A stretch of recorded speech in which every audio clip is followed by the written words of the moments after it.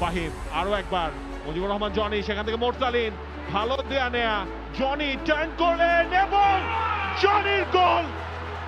Credit goes to Johnny, বলটাকে turn করলেন সেখান থেকে।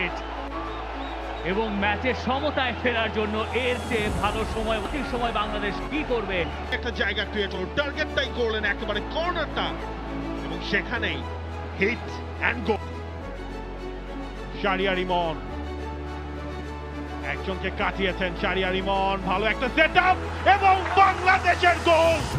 পাপন সিং জাতীয় দলের জার্সিতে প্রথম গোল। গোল নাম্বার 2, শাহরিয়ার ইমন হুসেন শিপাওকে কাটিয়ে গিয়েছিলেন, একেবারে ফাঁকায় থাকা পাপন সিং হুসেন শরীফকে টপকালেন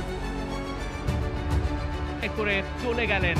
এরপরে যে কাট ব্যাক করলেন সেখানে দুজন ফুটবলার ছিলেন নিয়ার পোস্টে, প্রথমে ছিলেন কিন্তু ঠিক তার